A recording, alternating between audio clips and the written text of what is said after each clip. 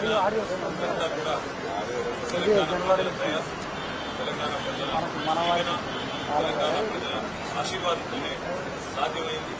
దానికి ఏమిచ్చినా ఎంత చేసినా మా పార్టీ పరంగా తీసుకోలేదు. తెలంగాణ ప్రజలు 14 ఏళ్ల పాటు ఎన్ని ఎత్తుపల్లాలు ఎదురైనా, ఎన్ని ఆటపోట్లు ఎదురైనా, ఎన్ని అవమానాలు ఎదురైనా, ఎంతమంది ఆనాడు సమైక్యవాదులు కుట్రలు చేసినా, ఎన్ని రకాలుగా ఈ పార్టీని విడిచిపెట్టాలని మరి కుతంత్రాలు ప్రలోభాలతో ప్రయత్నం చేసినా లొంగిపోకుండా, దేనికి నిలవకుండా, భయపడకుండా తెలంగాణ ప్రజల గొంతుకను అన్ని చట్టసభల్లో వినిపించింది టీఆర్ఎస్. తర్వాత 2014లో రాష్ట్రాన్ని సాధించిన తర్వాత, అసాధ్యమనుకున్న స్వప్నాన్ని సుసాధ్యం చేసుకున్న తర్వాత పెద్దలు కేసీఆర్ గారు అయితేనే ఈ రాష్ట్రాన్ని సరైన పంతాలో ముందుకు తీసుకుపోతారు అనే ఒక నమ్మకంతో, విశ్వాసంతో ప్రజలు 2014లో అవకాశం ఇచ్చారు. ఇచ్చిన తర్వాత 9.5 ఏళ్ల పాటు అప్రతిహతంగా భారతదేశంలోనే తెలంగాణ రాష్ట్రాన్ని అగ్రభాగాన్ని నిలపడానికి అన్ని రంగాల్లో అహరహం శ్రమించింది టీఆర్ఎస్ నాయకత్వం, కేసీఆర్ గారి సారథ్యం.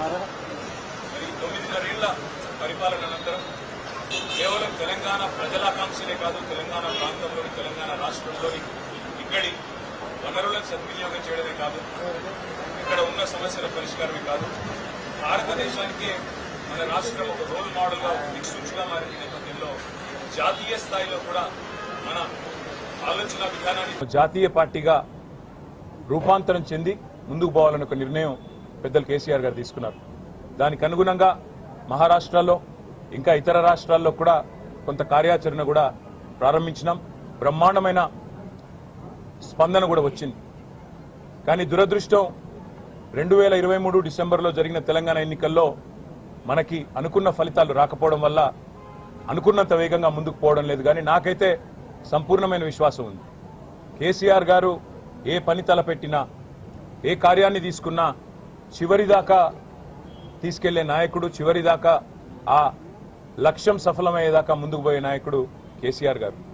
గత 23-24 ఏళ్లలో కులము, మతము అనే రాజకీయం చేయకుండా ప్రజలను ఏకీకృతం చేసి వారి సమస్యల పట్ల పోరాడుతూ డాక్టర్ బాబాసాహెబ్ బిఆర్ అంబేద్కర్ చెప్పినట్టు బోధించు, సమీకరించు, పోరాడు అనే అంబేద్కర్ తత్వాన్ని పూర్తి స్థాయిలో జీర్ణించుకుని, పూర్తి స్థాయిలో అదే బాటలో ఆచరిస్తూ నడుస్తున్న పార్టీ భారత రాష్ట్ర సమితి.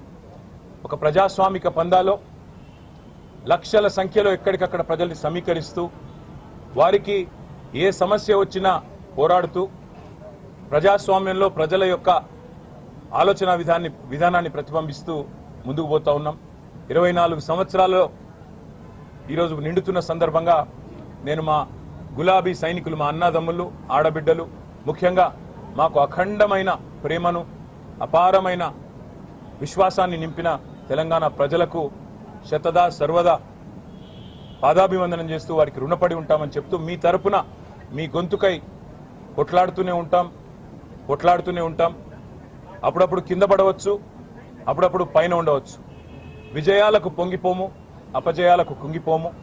ఎవరు ఎన్ని మాటలు చెప్పినా, ఎవరు ఎన్ని రకాలుగా మరి ఇవాళ మమ్మల్ని కించపరిచే ప్రయత్నం చేసినా ఒకటి వాస్తవం, తెలంగాణ కంటూ ఒక గొంతు ఉండడం అనేది తప్పకుండా అవసరం. స్వీయ రాజకీయ అస్తిత్వమే శ్రీరామ రక్ష అనే మాట ప్రొఫెసర్ జయశంకర్ గారు ఎప్పుడూ చెప్తా ఉండేవారు.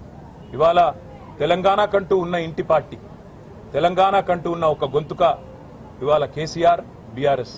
మరి అట్లాంటి బీఆర్ఎస్కి 24 ఏళ్లలో మీకు ఇచ్చిన ఆదరణకు ధన్యవాదాలు. మా కార్యకర్తలు వేలాది మంది, లక్షలాది మంది ఎన్నో త్యాగాలు చేసి అటుకులు తిన్నరో, లేదా కొన్ని ఉద్యమ సందర్భాల్లో అయితే కడుపు మాడుతూ, కడుపు కాల్చుకుంటూ కూడా ఈ పార్టీ కోసం, తెలంగాణ ప్రజల కోసం, తెలంగాణ ఆకాంక్ష కోసం పోరాడిన లక్షలాది మంది మా గులాబీ దండుకు, అదేవిధంగా ప్రాణాలర్పించి తెలంగాణ సాధించిన అమరవీరులకు, వందలాది మంది బిడ్డలు ఈరోజు వారి తల్లిదండ్రులందరూ మన మధ్యనున్నారు.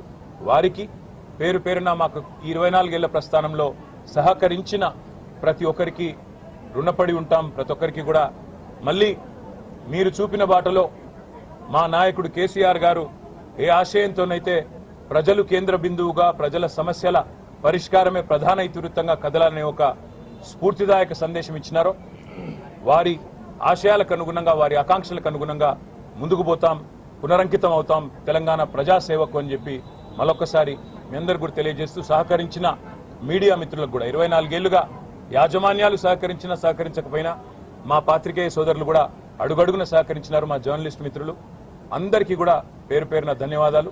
భవిష్యత్తులో మరింత ఉజ్వలంగా మరి 24 ఏళ్ల స్ఫూర్తితో ముందుకు పోతామని చెప్పి కూడా